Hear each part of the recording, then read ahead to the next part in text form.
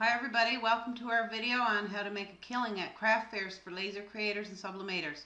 If you're a creator who loves to work with lasers and sublimation, then you know that craft fairs are an excellent opportunity to showcase your talent and sell your products. Today I'm going to talk about some of the tips and tricks that I've learned over the years on how to make the most of your craft fair experience.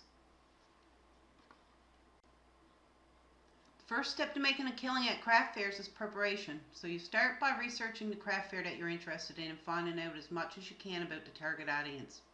Find out about what kind of people are going to potentially attend the craft fair. If you have older ladies that are into the church, perhaps the church is holding the craft fair. They like to buy things for grandchildren. They like to buy things for their children. They like things to decorate their home.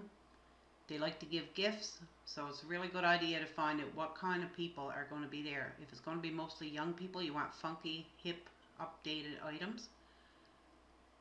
So you make sure you have a wide variety of products that will appeal to customers attending the fair, because you're not going to get all one kind of person at the fair. So don't forget to bring along extra inventory, business cards, promotional materials. It's a good idea to have something there with your, say, your Facebook page on there or your website, so that they can go on after they leave the craft fair and have a look at what you have. Make sure there's contact information there, and perhaps they'll give you a call after the craft fair. They might have a really big order. Perhaps they work for a company that might want to order from you. So it's a good idea to make sure that you're well prepared before you attend the craft fair. The way you display your products is crucial in catching the attention of potential customers. If you invest in a good display table, which tables are usually provided at craft fairs, but you need a nice tablecloth and some signage that's easy to read and clearly displays your business name and logo. You want to make your brand as recognizable as possible. Arrange your products in an organized and visually appealing way, and make sure to include price tags. Make sure you have the prices on everything, because people don't really want to ask for prices all the time. They want to be able to just look and see exactly what it's going to cost them. If you sell perhaps earrings, sublimation or laser earrings, it's a good idea to have them on a nice card and have them hung on some kind of a rack, so that when the customer's looking at the earrings, they can make sure that they see all the different styles and types that you have there. Another example is mugs or tumblers. It's a good idea to have like a stepped display, so that you can display the mugs so that they can see them without having to pick them up or move things. It's a very good idea to make sure that everything is quite visible and easily accessible. And make sure you have pretty much all your designs into one spot. If you have mugs and tumblers, group them together. Put all the tumblers together, but make sure you have the mugs next to the tumblers, because if the customer's in the market for drinkware, they don't want to look on one end of your table and see tumblers and then the other end and see mugs. Just try to keep it as congruent as possible. When I'm designing new items for craft fairs, I try to keep in mind what other people are selling and try to stay away from that as much as I can. I want all the items on my table to be something that they can't get at another table. Laser and sublimation is very popular, and any craft fair that you go to, you're bound to run into people that are selling sublimated and lasered items. So for instance, if I'm doing key tags, I want to have a very unique design. I want to have something that other laser engravers are not doing. I want to have something that stands out from the crowd, let's say. And that's like drinkware. A lot of people are doing drinkware. I try not to do drinkware. One of the major things that I sell are bingo bags, lunch bags, dart bags, all kinds of bags for sports, beautiful customized purses. I use the sublimation, well, they're lunch bags, but I use them for a variety of purposes. They're really beautiful and they take the color very well. Another thing that I do with the laser is I create signage. I do a moose sign that I bought from Spin Customs Laser, the design, and I do them, and I do quite well with them.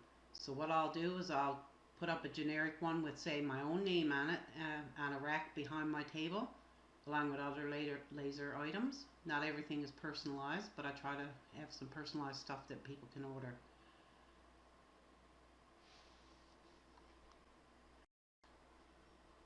Another thing to consider if you absolutely want to kill it at your craft fair is to make sure you have a variety of different price points.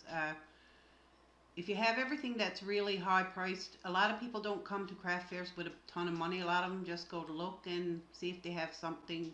If you have something there that's relatively inexpensive, they might pick it up. On the other hand, some people are going there looking for gifts and more expensive items, so you might want to make sure that you have everything from a $5 item right up to, say, a $150 item, and that way there's something there for everybody. Everybody goes there with a different purpose, and you don't want them to walk away without getting what they want. When a customer walks up to your table, make sure you greet them with a smile. Make sure you engage them in conversation, ask them how they are, if they're looking for something in particular. Get to know your customer, see what kind of items they're interested in, and who knows, if they don't buy nothing at this craft fair, they'll see you at the next craft fair. They may remember what you have there, and they may want something similar. They may pick up your brochure or your business card, and they may give you a call a little later down the road when they're looking for a gift. So it's a good idea to be very, very friendly to your customers, of course.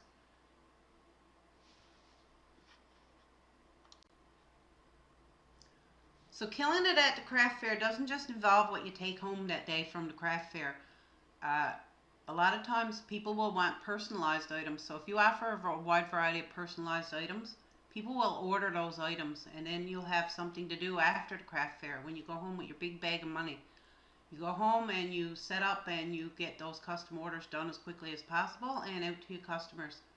It really goes a long way in being speedy and proficient when you're doing your orders, getting it to the customer as fast as possible.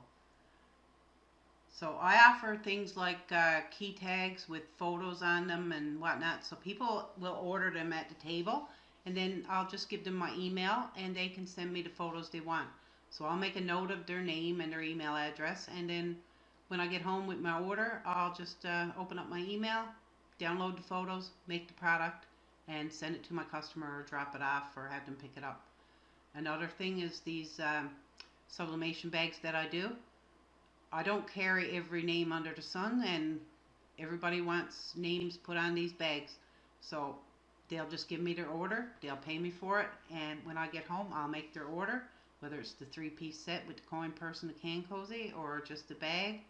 Another thing that I do on laser quite often is these family trees with hearts in them. So I have an order form set up for those, and I'll just take the customer's info, names they want on them, any text that they want on it, and I'll just whip that out when I get back to my shop.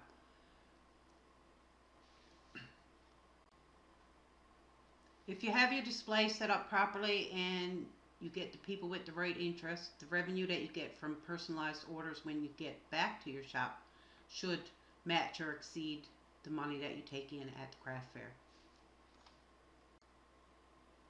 So one thing I've found about craft fairs is that you should offer your customer a payment option other than cash.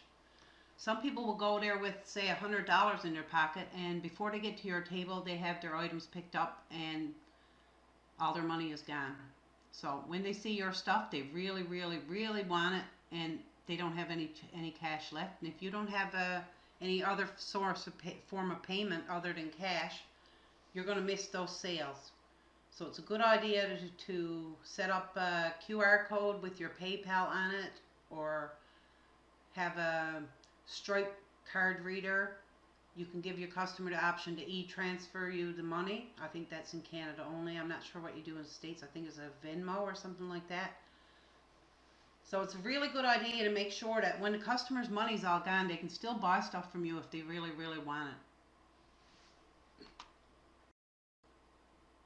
So I've just gone over some of my best tips for craft fair sales. I hope that you put some of these tips to use, and that on your next craft fair you absolutely kill it and you walk away with a huge amount of sales. I hope you liked this video, and if you did, I would appreciate it if you would subscribe to my YouTube channel and hit the bell notification for when I post new content.